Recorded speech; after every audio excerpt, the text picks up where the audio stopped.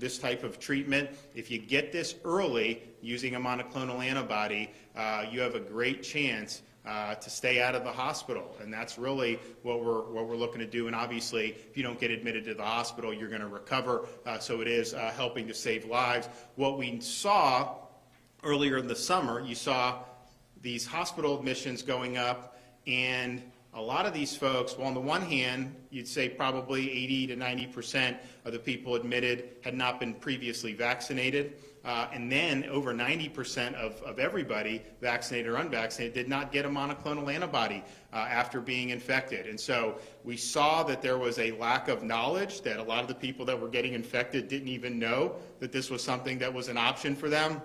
So we highlighted some of the things that were done in places like Tampa General, and this is something, the Regeneron and the Eli Lilly, but the Regeneron is what's being used against Delta. That was approved for emergency use in December of 2020. So it's been used for a while. It's been used in Florida the whole time, but it was something that required a referral from a physician, and it wasn't something that was really discussed as much as it probably should be. We also noticed as the summer was going on that the vaccines were providing good protection against severe illness, but there were a lot of people who were still getting positive tests. They call them breakthrough cases, but they really weren't as rare as we had hoped. And so there were people who were testing positive, who were fully vaccinated, and that's important because the people that are at most risk to COVID, elderly, people that have comorbidities, most of those folks have been fully vaccinated for a while now. And so, and you'll hear a story from the Levines about their dad who is fully vaccinated and got symptomatic COVID this summer. So we saw that and we're saying, okay, look, if you're at risk, the best thing you can do beforehand, obviously, is be vaccinated. But even if you are, and then if you're not, if you do become COVID positive, you have an opportunity to get early treatment using these monoclonal antibodies. So the Regeneron is what has been used in Florida, partially because the Lilly hasn't performed as well with the Delta variant. Now the GlaxoSmithKline is actually really, really strong data. It only got EUA relatively recently. The difference, though, is the GlaxoSmith is only an IV. The Regeneron can be IV or through subcutaneous, so you can come in and do 4 shots, and that actually is, you can do more volume when you do that. And then Regeneron also you can use as a prophylaxis. If you have an outbreak in like a nursing home, you can actually give it to people who have not necessarily tested positive but may be high risk and may be exposed. Also, the Regeneron was purchased by the federal government, so when that's coming down to states and it's going to our clinic, that's coming at no cost to the state of Florida, and importantly, no cost to the patient. And so there's some folks that act like this is costing you thousands of dollars. That's misinformation, and I would hate for that misinformation to deter somebody from getting treatment that could actually help them and get them back on the mend and keep them out of the hospital. And so now the GlaxoSmithKline, as that becomes more available in kind of the normal medical marketplace, I think you'll see that being utilized more in Florida. I think most patients can get it. If you look at the different rebates that are offered, we're trying to figure out what that would look like. But clearly, for now, you know, we have an effective option, and patients can come in, and they're not going to be charged to be able to do it. So we have 21 sites. Obviously, we have a good footprint in the Tampa Bay area, strong footprint really throughout the state. We tried to say, let's try to get it to where you look at our major population centers, you know, can people have a reasonable way to be able to access one of these? And I think we've been able to do it. But it's important to point out, this is not the only way to get it. This has been offered in hospitals and health systems since December of 2020. Actually, Tampa General, they were doing some of the experimental trials of Regeneron even prior to the EUA. So this is something that's available. So you may want to look and see what's in your neighborhood if one of these sites isn't as convenient as you like. If you want to look at our treatment locations, you can go to floridahealthcovid19.gov. And then if you want to register, you can actually do an appointment beforehand. You go to patientportalfl.com. It had been, prior to us doing these sites, you would need to be referred from a physician in order to be able to go to, say, one of these infusion centers. We have done with the Surgeon General a standing order, and so you don't necessarily have to be referred from a physician. We're not saying don't talk to your physician. Obviously, I think that's a smart thing to do. But you don't have to necessarily get a piece of paper signed. So if you come in and if you fit the EUA criteria, you're going to be able to be treated. And really, these treatments are most beneficial for people that are at high risk of severe illness from COVID. So of course, people who are older, people that have diabetes, people who are overweight, have kidney problems, immunosuppressed, cardiovascular or lung conditions. And so if you get COVID positive and you go in early, this has a great chance of resolving your symptoms short of needing to be hospitalized. And so we've been doing this. People have had good results. They've been talking. More people ask about it, and then it kind of builds where more people will then seek it, which is great. So we have some folks here who are going to talk about it, and I think that these are really positive stories. And so one of the stories is actually from our Lieutenant Governor's family. So she's going to come up here and talk about her mother. Well, good afternoon. Thank you, Governor, and thank you to all of you that are here today. We are really proud of our administration's work, both on our vaccine deployment across the state, making sure that we prioritized seniors first. That was something that the Governor took a bold approach in doing, and you've heard the numbers of our seniors being vaccinated. But as we know now, that vaccination doesn't necessarily prevent all COVID infections. So the Governor has also gone around throughout the entirety of the state highlighting the importance of these monoclonal antibodies. What we're seeing is that these monoclonal antibodies are preventing severe illness, they're reducing hospitalization, and quite frankly, they're saving lives. And as the Governor mentioned, just recently, my 82-year-old aunt and my 85-year-old mother, both fully vaccinated, tested positive for COVID-19. My aunt has significant health issues, and so the doctor told me, do not wait, make sure she gets this treatment right away. And then shortly after, my mother tested positive, and so both of them, I saw how quickly they recovered and how we were able to stave off significant symptoms, hospitalizations, and again, for many individuals, this is a life-saving treatment. So we are proud of the work that our administration has been doing to make sure that Floridians throughout our state have access to this incredible treatment. We're proud that we have now 21 sites. If I know the Governor, I would tell you we're not stopping there. We're going to make sure that everyone has access to this, and I think it's an important event today to make sure that we highlight the importance of education and awareness. And I think our legislators that are here are doing a great job touting it in their districts and their communities. But we understand that we have certain tools at our disposal. Number one, obviously vaccinations. Number two, monoclonal antibodies. So we really urge Floridians to take note of the sites that are located close to them to make sure that they utilize this, because in the end, I've seen it firsthand. I think you're going to hear some really powerful stories of others that have seen it firsthand.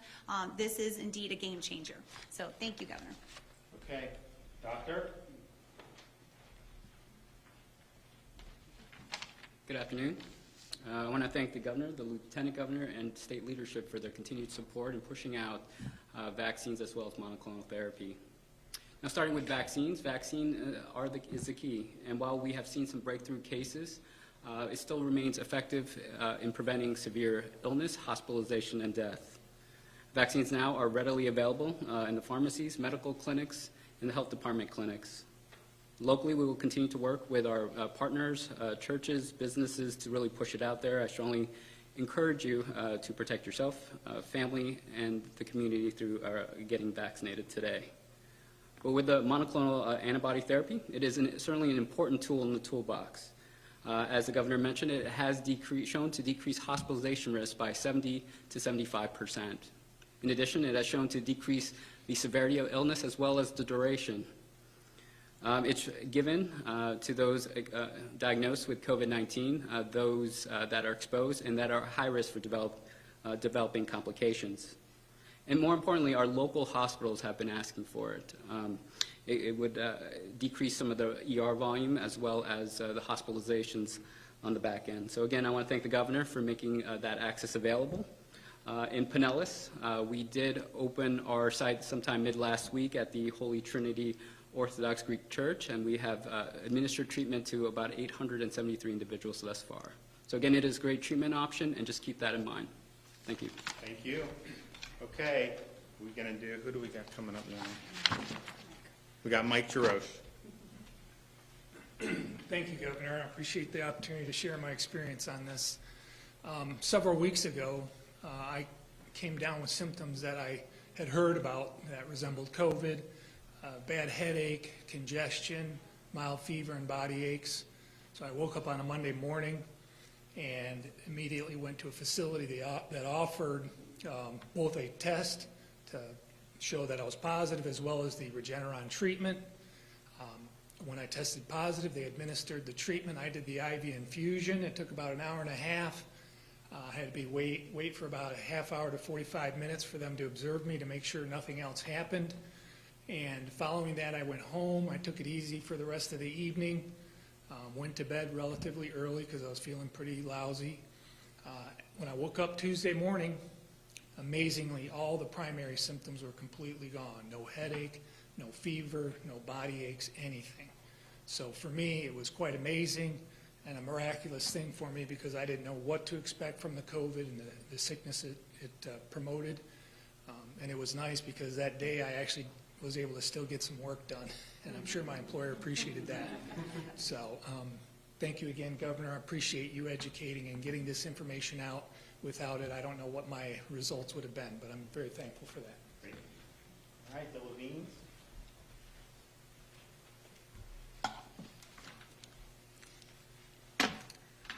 Thank you, Governor, for having us. My name is Deborah Levine, and I want to relay a story about my father, Louis S. Barron, who is a World War II veteran. He was stationed in the Philippines as a precision calibrator who worked on guns and bombs. He also worked on the Doolittle airplanes and was stationed at Eglin Air Force Base. And while he was there, he helped train the Tuscany men. Originally, my father was from the Washington, D.C. area, where he was a grocer, and later became a restaurant owner, which he served senators, congressmen, presidents, celebrities, and people from all over the world at Barron's Gourmet Deli. Unfortunately, on June 23rd, 2021, Dad slipped and fell. He fractured his hip and had a partial hip replacement. Dad went to a skilled nursing facility for rehab. Dad was doing well in therapy and was scheduled to leave Friday, August 13th. But on the Monday prior to him leaving, I got a call from the rehab facility telling me that Dad had contracted COVID-19. I was beside myself because I had just seen my dad the day before and he seemed fine. But I was told that he had a dry cough and he was not feeling well. And I could not believe that he got COVID-19. Because for over a year and 4 months, I had taken care of him to make sure that he was fine during that lockdown period. Immediately, visitation was canceled. My aides had to leave and self-quarantine. I was so concerned because I could not see my dad, and I did not really know how he was doing. He was given cough medicine, then Mucinex was added. I asked for a chest x-ray, and it showed that Dad had fluid in his lower right lung. I reached out to his doctor at the facility to see what could be done, as I was having sleepless nights worried over the situation. The doctor told me about a new treatment that had been out for about 6 weeks, called the Regeneron infusion. It's an infusion of antibodies. I had also seen Governor DeSantis' news conference, and so I wanted this treatment for Dad, but I was told there was a protocol that had to be used to get this. I was told by the doctor that the treatment was given at Sarasota Memorial Hospital as an outpatient. I asked, how was Dad going to get there? The doctor said I could put Dad in my car and drive him over there. I asked him if there was transport. He said, yes, but it'll be very expensive, about $400. The doctor said he did not arrange this for me, but I was to arrange it with the nurse from rehab. I spoke with her and told her to order the transport. Also, Dad had a second COVID test, and it came back positive. A positive read is one of the criteria for getting the treatment. I had waited till that Friday after Dad had contracted COVID to get my own COVID test. I had been vaccinated like my father, but my family members wanted me to get the test just to be sure I did not have COVID, which I didn't. So I went to Sarasota Memorial Hospital, outpatient on Bee Ridge Road. I was getting my test. I talked about my father to the doctor who was examining me. She gave me a paper that had an emergency phone number in which the physician caring for my father could call to set up an appointment for my dad to have the treatment. She said it was the Regeneron treatment and we give it right here in this building. I went home Friday night. At 5:30 in the morning on Saturday, I called my dad's doctor from rehab. I knew he would not be there at this hour on Saturday, but I wanted him to have the emergency number so we could call and make the appointment for Dad as soon as possible. I did not hear from him. But at 9:45 in the morning, the head of nurses called me from the rehab to say they were waiting for the infectious disease department to get back to them so my dad could have the treatment. He said that was the protocol, and maybe today would be the day Dad could get the treatment. Saturday came, and Saturday went. Sunday was also flying by. Every time I called the rehab, the nurse would inform me that the infectious diseases had not responded yet. I knew you had to get the treatment within a week for it to be useful. I was beside myself. My daughter Alexandra was visiting from Washington, D.C., and I said,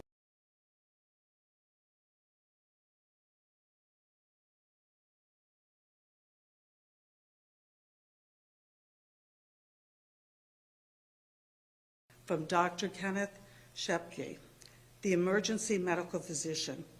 He asked what was going on with my dad. He had received Alexandra's letter. He said, "You will not have to transport your father in your car. We will come to him." I could not believe what I was hearing. Dr. Kenneth said he would bring in a strike team facilitated by the governor's office to give my father the infusion at the rehab facility. A miracle.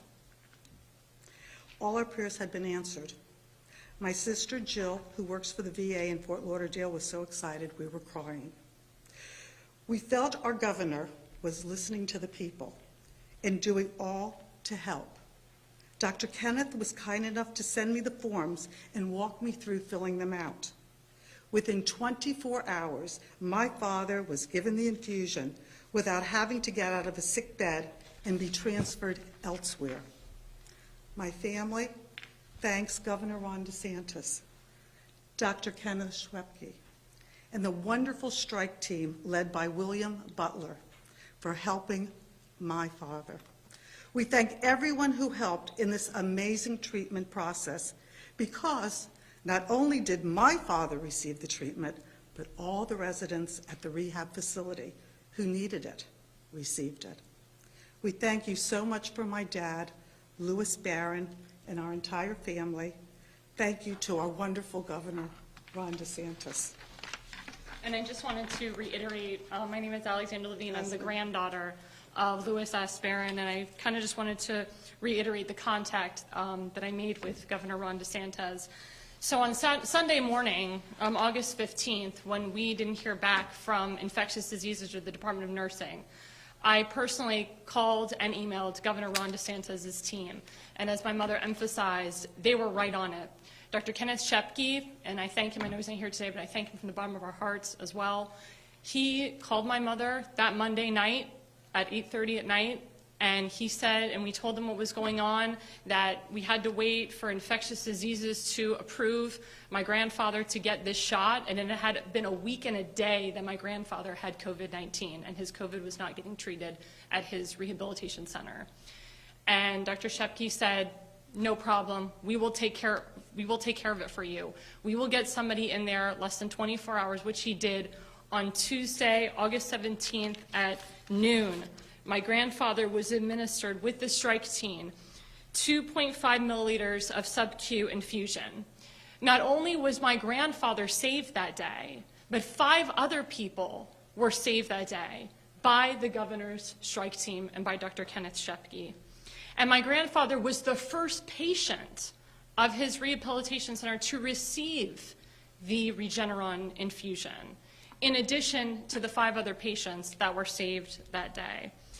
And since my grandfather has gotten the Regeneron shot, he's recovering very well, and he's in his brand new facility, and he is extremely happy. And my message today is, if you are a facility or a hospital that has these Regeneron shots, do not hesitate. Please administer them the second your patient tests positive for COVID. The shots do save lives. Studies have shown that the minute you administer the shot, the patient sees results and bounces back within 48 hours. I just came back from the Lone Star State of Texas, and I can tell you that when Governor Abbott tested positive for COVID and he got his Regeneron shot, he bounced back within days. Also, I just want to say thank you to Governor Ron DeSantis, our Lieutenant Governor Jeanette Nunez, your wonderful wife Casey, the staff, William Butler, Dr. Kenneth Shepke, for working so hard to save my grandfather's life and to save other lives. And because of you, Governor, my grandfather can live another day and hopefully many more years to come. As a World War II veteran, my family and I were not going to sit back and watch my grandfather die in a hospital when he worked so hard for our nation. And on a personal note, I just want to make a shout out to all my friends and family from all over the country and the world who said prayers for my grandfather. I felt your prayers every day. Prayers are powerful, and let me tell you something, they do work. So thank you. Thank you, Governor. Thank you, everybody. And my father just wanted to say something very quick, Mr. Richard Levine.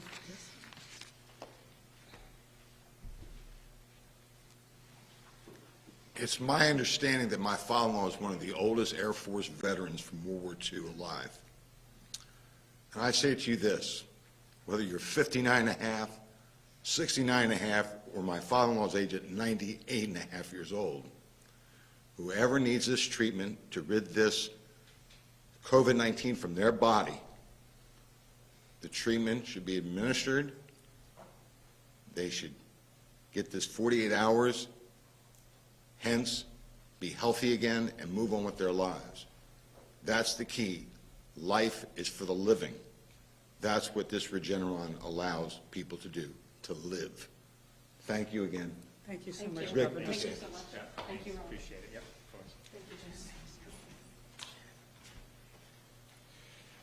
of course. Well, thanks for sharing those stories, and I think one of the frustrating things was just seeing people who had been admitted this summer, and very few of them got this, but very few of them even knew about it.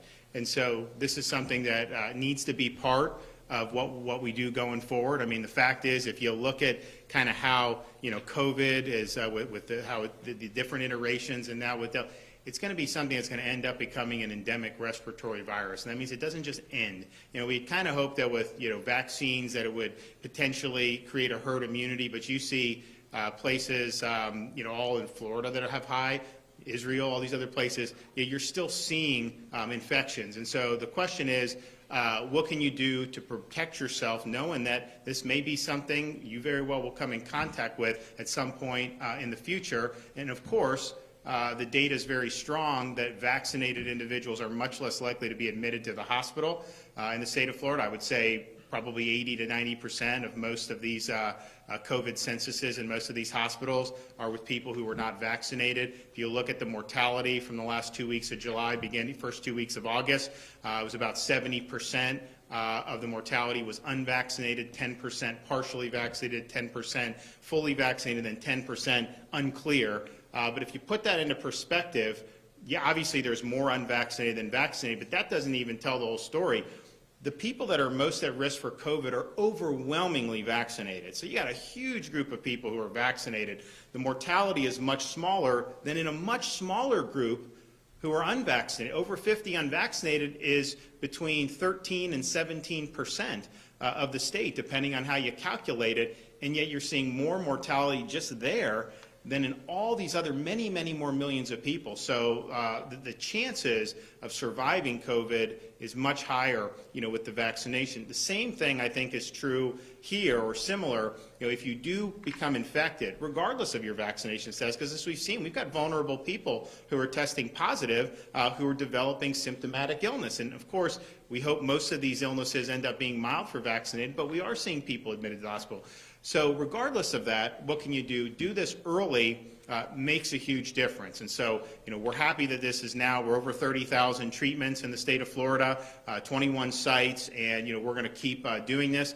And then as we go, further down the road, this has just got to be something that's built into our healthcare system to where any at-risk person who's test positive in the future should immediately be referred to this. This is not mandated on anyone. It's your choice. You've got to decide what you want to do. But this should be, we want 100% of the people to know that this is available, and folks know that if they're in that situation, they have the ability to do it. So we appreciate the progress. This is something where we started to see, as you started to see more admissions, as we got into, the middle end of July, we were looking at okay, talking to hospitals. And this was one of the things that they felt had been effective when done. So we sprung into action, raised awareness, and now we've got a great infrastructure throughout the state of Florida. And it is helping people, and we want to continue to do that. Obviously, we hope no one gets infected, but this is very contagious. And so there are going to be cases. And so what can you do to prevent serious illness? And this is one tool among others, but this is one tool that's been underutilized throughout the country. Now we're utilizing it better in Florida, and we're creating more knowledge about it. And look, at the end of the day, if we were in Jacksonville earlier, you may have seen it. There was a photo of a woman in our Jacksonville monoclonal site lying on the ground, and it kind of went viral. And she was in really, really bad shape. Her mother had seen that we had opened this site. She said, "You should go there and get the monoclonal." So she got it. And within 48 hours, she was, her fever had subsided, oxygen had recovered. And she said, "Look, I would have been in the ICU the next day had I not gotten the Regeneron." And so now she's back and is recovered, and it's a great story. But had we not done that, she would not have even known to go in and get it. And so that's what we want to do. We just want to make sure that people are availing themselves of everything that's out there to try to help them. And so I want to thank everybody here in the Tampa Bay area who's been involved with these sites. The Department of Health, most of these county health departments and the state, a lot of the people who are getting the treatment test positive, maybe they fit a profile for being at risk. Some of them are getting called by the health department saying, "Hey, you've tested positive, here's something you can do." And so then they're going in and they're being referred to where they can go. And so we really appreciate the proactive way that this is being done all throughout Florida. And with that, I can take a couple questions. Governor, do you think there's been resistance from the medical establishment to this kind of treatment, and if so, why? That's a good question. The question is there been resistance from the medical establishment for this kind of treatment? I can tell you that the data on this is very good. Even Dr. Fauci acknowledged that this is something that's very effective. I do think that for whatever reason, there has been a resistance to talk about treatments at all, and I'm not sure why that is. I think part of it was, I think when we look back on this, if you're in a position where you're kind of a medical authority, you got to tell people the truth and let them make decisions. And I think there's always kind of been a part of this where they would tell the public what they thought would lead to the behavior that they wanted to see. And so I think that there was some concern that if you told people there's treatment that could be effective, that may cause them then not to seek vaccination. Of course, that's not the message. This is not in lieu of, this is in addition to. But I do think that there, for whatever reason, has been some resistance. Because I do think if you look, since this was approved, how underutilized it's been nationwide, and then you're seeing some of the effects, the positive effects, I absolutely think that had this been promoted better, I think you would have kept a lot of people in the hospital. I think you'd have saved a lot of lives. And so let's just understand there's a lot of different tools here. No one is saying this is the only game in town. No one's saying that this is something you should put all your eggs in that basket. but it is something that's been utilized. It's something that has been effective, and hopefully more and more folks. One of the things that really concerned me is and when we really were like, man, we got to do something, there were physicians who didn't know about it. Yeah, you talk to Dr. Shepke, our emergency management chief medical officer.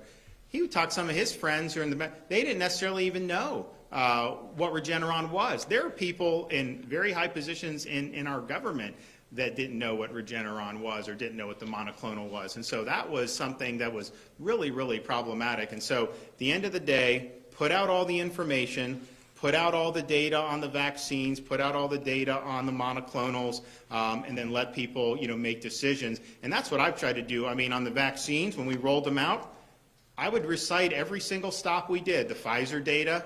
I'd recite the Moderna data. When J&J came out, I would do the J&J. I mean, I remember the media saying J&J wasn't as effective. And I looked at it, I said, wait a minute, it's very effective at preventing hospitalization and death, which is really the most important. And actually, J&J's held up pretty well against the Delta variant. I was critical when they pulled back the J&J, because my view was you should just provide the information. If there were certain segments of the population that were more at risk, just provide that. But I think when they dialed that back, I think that really caused some vaccine hesitancy.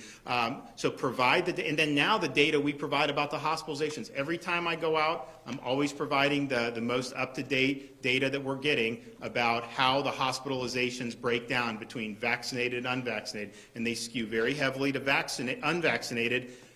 And that's not even telling the whole story, because most of the high-risk people are vaccinated. And so you're really talking about a relatively small segment who is leading to a disproportionate. So those are the facts. That's the data. But I also am honest when some people have said if you take the shot, you'll never get COVID. That's obviously not true. And we've got to be honest with people, and we've got to say people are testing positive. I think hopefully it probably reduces your chance of being infected, but it's certainly not the 95% that we got in the clinical trials, which is fine. Just be honest with people, let them know, and that's one of the reasons why if the CDC has said the vaccines aren't preventing transmission. So if that's the case, you very well may be vaccinated, may end up getting COVID, and here's something to think about.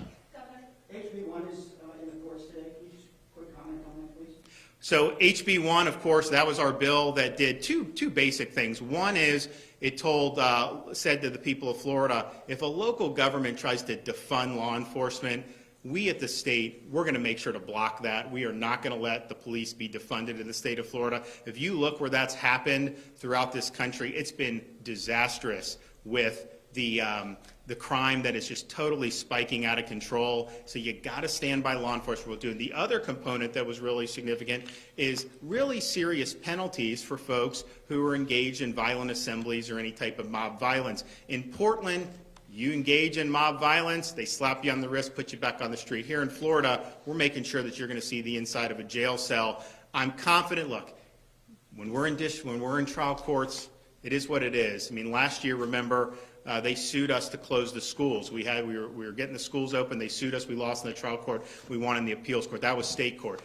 So I'm confident that we will eventually win, however it shakes out. And I think that we're safer as a result of that bill. And I think we were safer as a result last summer when we called out the National Guard. We were working with all the local law enforcement as a team. They knew the governor stood by them 100%, and they were able to really, I think, keep order in a way that some of these other cities were not. You can talk about all these important issues that we always talk about, education, talk about jobs. Obviously, we've done well economically in Florida, and it's all important. You don't have that baseline of public safety. A lot of that just kind of goes out the window. We need to have safe communities, and that was one way to be able to do it. Yes, ma'am. Governor, you talked about how the data shows that the Delta variant is not more dangerous for children. Would you tell me specifically what data you're looking at, and would you change course and possibly support a mask mandate if the data calls for it? So here's the question about Delta and the kids. So the American Academy of Pediatrics recently acknowledged that they're seeing that there's no evidence that they've seen that Delta is more impactful on kids than the prior variants. And if you look at the number of people, the people under 18 who've been hospitalized for COVID, in Florida, the whole pandemic, it's been between 1.1 and 1.3% of the total COVID positive patients. Also, CDC pointed out last week in their briefing that because of the out-of-season RSV, a lot of the kids hospitalized or are hospitalized for RSV. They may be incidentally COVID positive, but really the RSV was driving a significant amount of that. That being said, you know, look, I'm a parent of 3 young kids, 4, 3, and 17 months. Someone pops a fever, I mean, as a parent, you know, you start to get, it just causes you to really react. And so I don't want to belittle the idea that someone could end up having some symptoms. But I do think the data is pretty clear that we have not seen any difference in terms of the proportion, in terms of hospitalizations or mortality, which is a really, really good thing. And I think that that's something that is important just to point out. Again, not saying that you know, people can't catch, not saying people can't test positive, but in terms of this being materially different from the COVID that we've seen so far, that has fortunately not been the case, and this is something that is having similar, relatively mild effects on kids. And I think it's also important to point out in perspective, nationally in the United States, if you look at the number of under 18 that have died with COVID, it's important to point out that counts people that are COVID positive that died for other reasons. And in most of these cases, there were really serious underlying issues that really were the primary cause. But put that aside, compare that to the flu season of 2018. Even a year and a half into COVID, that's still less than the flu season was. And then compare it to H1N1. H1N1 was about 4 times what we've seen, and that's just in 1 year, what we've seen in a year and a half so far. And again, fortunately, we're not seeing anything different in terms of, we obviously are seeing more transmissibility in Delta. There's no question about that. I mean, if you look at it, it's like you will have way more infections when this thing starts to pop than previous. And I think that's been true. And I think it's going to continue to be true, you know, as other parts of the country, when they will, unfortunately, end up having to hit a Delta wave.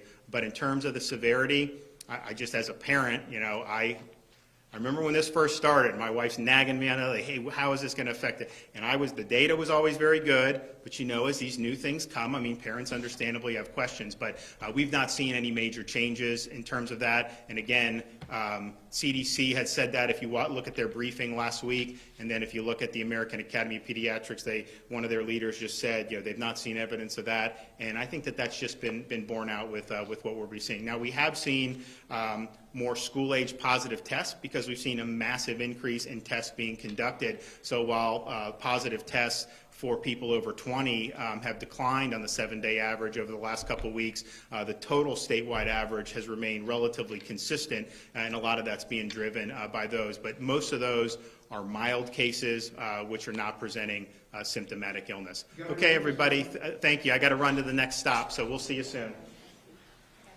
Thank you, guys. Appreciate it. Thanks so much. Hey, thank you. Thank you. Yeah,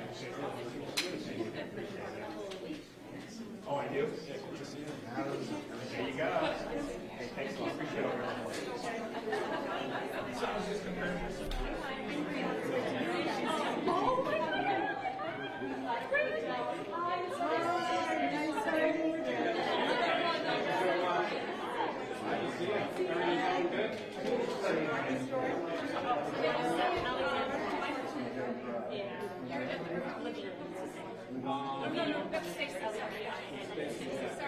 I was there in July and June. I don't know when I'm speaking. I'll be around. People ask me to come out. I'll come out. The one like that behind.